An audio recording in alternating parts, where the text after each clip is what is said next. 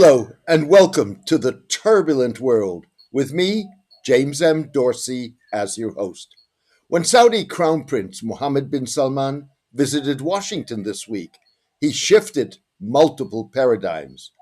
In an increasingly multilateral world, Mr. bin Salman, backed by US President Donald Trump, suggested that the kingdom is claiming its place at the table as a geopolitical and geoeconomic powerhouse.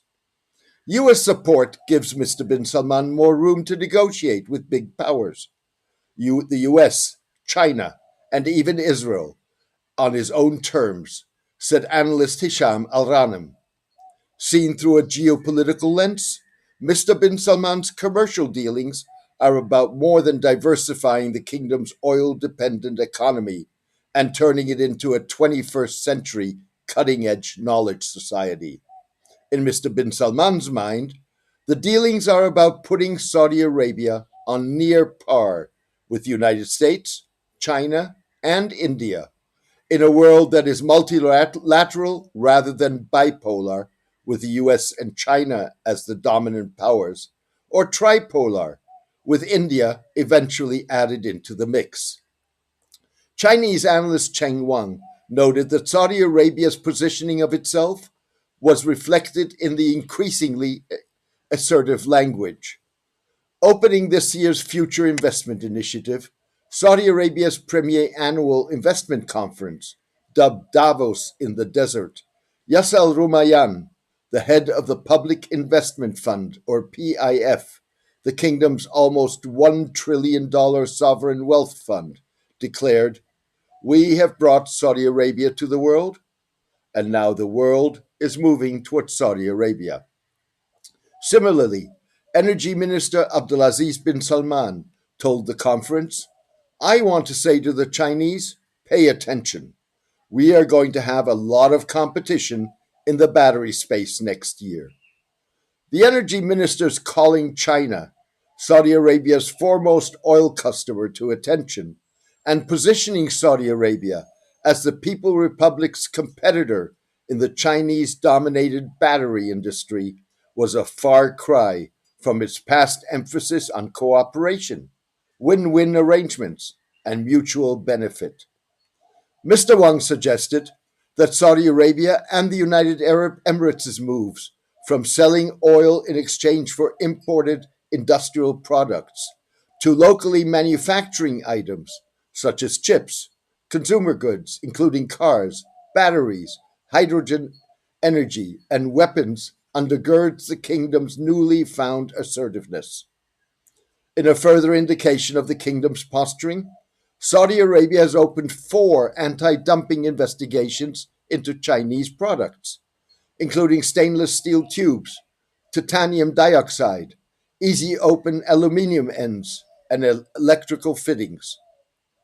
Furthermore, Saudi Arabia demonstrated its perceived positioning when it recently signed a defense agreement with Pakistan, the Islamic world's only nuclear armed state, that declares that any aggression against either country shall be considered an aggression against both, despite Indian concerns. Saudi Arabia's newly found assertiveness didn't stop Mr. bin Salman from inking agreements in Washington that linked the kingdom's positioning as more than a regional power to ever closer relations with the United States in an environment in which global status is increasingly defined not only by hard and soft power, but also technological prowess and access to critical minerals. Mr. bin Salman's acceptance of his dependence on the US is unlikely to prevent him from hedging his bets by maintaining close economic ties to China, even if it involves limiting his room to maneuver. The Saudis didn't really have export control regimes. Their pitch to us was, let us know what we need to do. There was zero resistance. They understood that we saw deployment of technology not just in economic terms, but in security terms, said Michael Ratney, the last US ambassador to Saudi Arabia, who stepped down when Mr. Trump entered the White House in January. Mr. Trump has yet to nominate a new ambassador. This week, Mr. Trump catered to Mr. bin Salman's ambitions by defining the US Saudi relationship as one of the most consequential in the world. Echoing Mr. bin Salman's positioning of the kingdom, Saudi political analyst Ahmed Ibrahim asserted that Saudi Arabia is no longer a junior partner. It's no longer a passive player. It's a global actor. Ali Tulbach, a Middle East business consultant with long-standing high-level contacts in Saudi Arabia and a former George W. Bush administration official, described Mr. bin Salman as seeing himself as an absolutely transformational figure, not just for the kingdom, but for the kingdom's ability to influence the global economy. He sees himself as an innovator, a la Steve Jobs, the co-founder of Apple. Messieurs Trump, Ali Ibrahim, and Tulbach may not be wrong. A White House statement said agreements signed during Mr. bin Salman's visit aim to achieve nuclear energy, critical minerals, and technology dominance.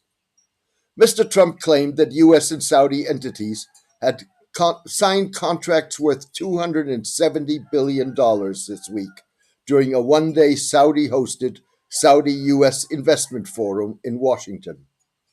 With Mr. bin Salman hiking his pledge to invest in the United States from $600 billion to $1 trillion, Messrs. Trump and bin Salman signed in the White House several agreements related to critical minerals, artificial intelligence, and the kingdom's acquisition of F-35 fighter jets, which testify to the kingdom's positioning. The Artificial Intelligence Memorandum of Understanding gives the kingdom access to world-leading American systems while protecting U.S. technology from foreign influence, a reference to China, and ensuring that American innovators will shape the future of global AI. The administration approved the sale of advanced NVIDIA chips to Saudi Arabia's UMAIN, the kingdom's Saudi artificial intelligence company, established by the Public Investment Fund barely 24 hours later. Last month, UMAIN launched the kingdom's first AI computer operating system, which it believes will eventually compete with Microsoft's Windows and Apple's Mac OS. In another reference to China and U.S. insistence that Saudi Arabia limit Chinese involvement in its technology infrastructure, the U.S. Commerce Department said UMAIN, like the UAE's G42, another Gulf recipient of advanced chips, would have to meet rigorous security and reporting requirements. Meanwhile, Elon Musk, CEO of XAI and Tesla, announced a massive new data center project in Saudi Arabia that would be among the world's largest. At the same time, Saudi Arabia signed a memorandum of understanding with DAI, a European leader in advanced artificial intelligence and high-performance computing infrastructure, to build data centers for AI training, cybersecurity operations, securing computational workloads for government agencies, and creating sovereign cloud computing systems that store and process data under Saudi jurisdiction. The kingdom's quest to become a regional computing hub leverages the fact that the United States cannot meet the growing global demand for computing power, particularly in the global south. So who's going to be servicing Africa and South Asia and the Middle East? This is where Saudi Arabia comes in and says, we want to be this computing hub. The Crown Prince made the case very clearly, said analyst Mohammed. Critical minerals, like computing, are another pillar of Saudi Arabia's projection of the kingdom. If oil was the Saudis' natural resource wealth of the first, 80 years, minerals is the future. And minerals will continue to be in demand, even if there's a tapering off of demand for fossil fuels. So for them, it's this vast, untapped wealth, Mr. Ratney said. Extraction is one thing, Separating rare earths, another. Separation consumes between 9 to 13 times more energy than extraction.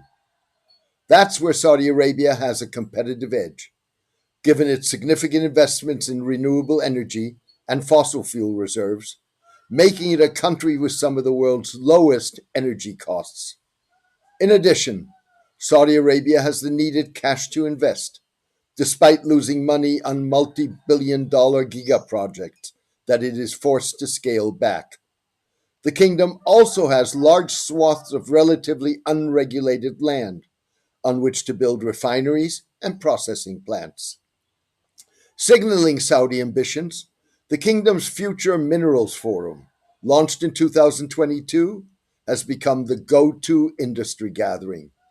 It has put Saudi Arabia at a crossroads in a world obsessed with the nexus of critical minerals, technology, and the military industrial complex.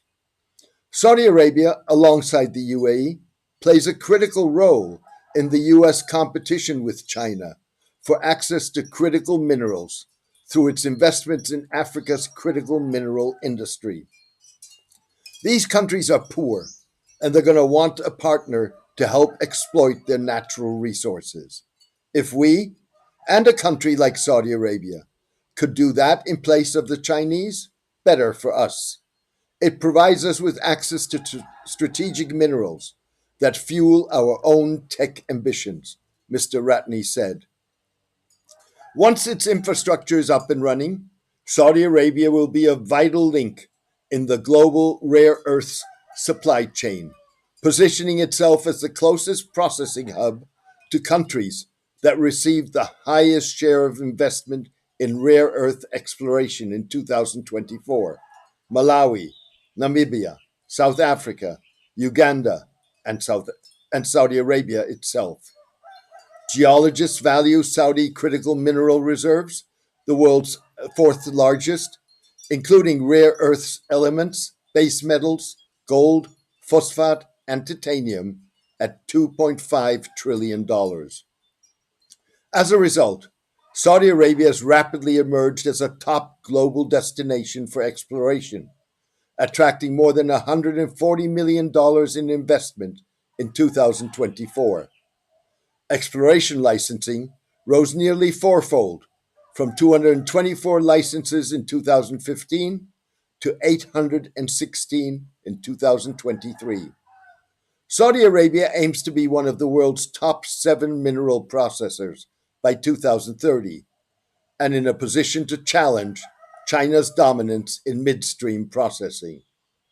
The U.S. Department of Defense said this week that it will finance a 49% equity stake in a new rare earths refinery in Saudi Arabia, in partnership with MP Materials and Ma'aden, the kingdom's flagship mining company. Saudi processing ambitions could prove a tall order, given China's control of nearly 70% of global rare earths ore production and some 90% of processing capacity, making it the only country currently able to meet global demand at scale. Rare earths are critical components of the United States' Virginia and Columbia class submarines, F 35 fighter jets, Tomahawk missiles, radar systems, Predator drones, and precision guided weapons, as well as for civilian technologies, from automotive semiconductors to MRI machines and cancer treatment technologies. As a result, Saudi Arabia's computing and critical minerals ambitions have profound implications, not only for the competition with China, but also for international relations in a 21st century world order. The 21st century will see Saudi Arabia not only as an energy powerhouse, but also as a central node in the global and diplomatic and economic balance, said Hana Jalul Muro, Vice Chair of the European Parliament's Committee on Foreign Affairs and the Parliament's Rapporteur for Saudi Arabia. Thank you for joining me today.